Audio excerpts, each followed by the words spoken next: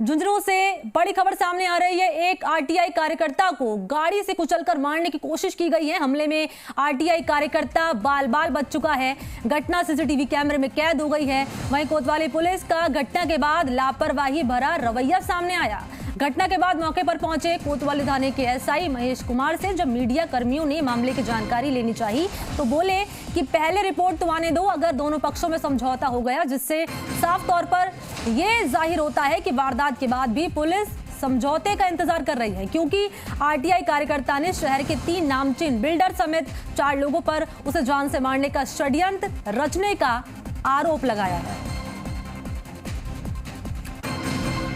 तो पुलिस का रवैया साफ तौर पर यहां साफ हो रहा है। झुंझुनू से ये बड़ी खबर मिल रही है किस तरीके से आरटीआई कार्यकर्ता पर हमला हुआ है। गनीमत रही है कि आरटीआई कार्यकर्ता बाल बाल बचा है। 3 बिल्डर समेत 4 पर आरोप लगाया गया है। हत्या की साजिश करने का आरोप लगा है। शो के माध्यम से कहला रहे थे कि सहयोगी संदीप 2019 में भी प्रदीप कमल केजरीवाल ने भी मेरे पे मारपीट की थी, जिसका भी मुकदमा पुलिस में चल रहा है सीजीएम कोर्ट में। और काफी बार पहले भी कमल केजरीवाल ने मेरे पे प्रयास कर चुका है और मतलब शहर के लोगों से कहला रहे थे बार बार, में मेरे को महसूस भी हो रहा था। सहयोगी संदीप केडिया इस वक्त मेरे साथ जुड़ चुके हैं ज्यादा जानकारी के साथ। संदीप, ये पहला वाक्य है ना जब आरटीआई कार्यकर्ता पर हमला हुआ। इससे पहले भी हम देख चुके हैं इस तरह के हमले और पुलिस कह रही है कि समझौता हो जाने का इंतजार करिए। पूरी खबर क्या आपसे जानना चाहूंगी मैं। जी बिल्कुल, मैं बता दूं, कल रात की ये घटना है। देर रात को जब ये आरटीआई कार्यकर्ता अपनी दुकान से घर पे आ रहा था तब पीछे से बोलेरो ने टक्कर मारी है और पूरा जो घटना है, जो पूरी जो वारदात है वो सीसीटीवी कैमरे में कैद हो गई है। इसके बाद पुलिस जो आरटीआई कार्यकर्ता उसके घर पर भी पहुंची थी उसके बयान वगैरह लेने के लिए। तब मीडिया कर्मियों ने जब पुलिस कर्मियों से पूछा, यानी कोतवाली थाने के जो एसआई थे महेश कुमार वो पहुंचे थे, तब उन्होंने बड़े ही सरल अंदाज में कह दिया कि क्या पता समझौता भी हो सकता है, इसलिए हम वो कोई जानकारी नहीं दे सकते। यानी पुलिस भी एक हमले के बाद में ये वेट कर रही है, ये इंतजार कर रही है कि शायद समझौता हो जाए।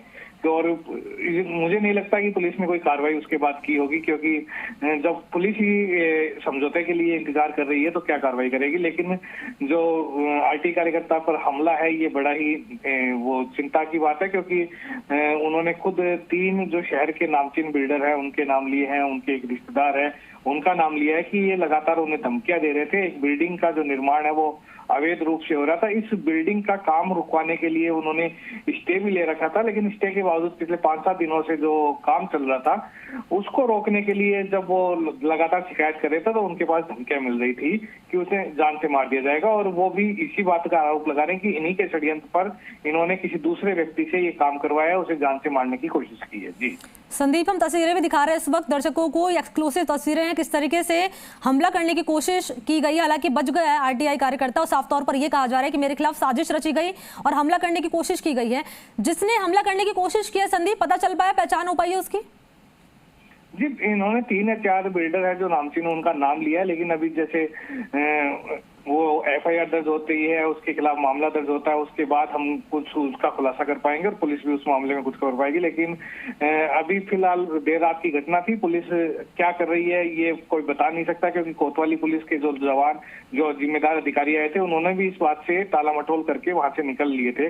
तो हम बता नहीं सकते कि पुलिस क्या कार्रवाई कर रही है, उसके बाद ही इस मामले में साफ होगा कि कौन कौन आरोपी है। आरटीआई कार्यकर्ता से बातचीत हुई आपकी, उनकी तरफ से क्या कुछ कहा जा रहा है मामले को लेकर? वो क्या चाहते हैं कि आगे एक्शन के तौर पर क्या कुछ किया जाए? जी, उन्होंने बाकायदा बताया है कि उन्होंने धमकियां मिल रही है, साथ ही साथ एक जो बिल्डर है उनकी रिकॉर्डिंग भी उनके पास है जिसमें उन्होंने देख लेने की धमकी वगैरह दी है। तो लगातार उनको धमकियां मिल रही थी। हालांकि ये बात अलग है कि उन्होंने पुलिस को कोई शिकायत नहीं दी, उन्होंने भी हल्के में ले लिया।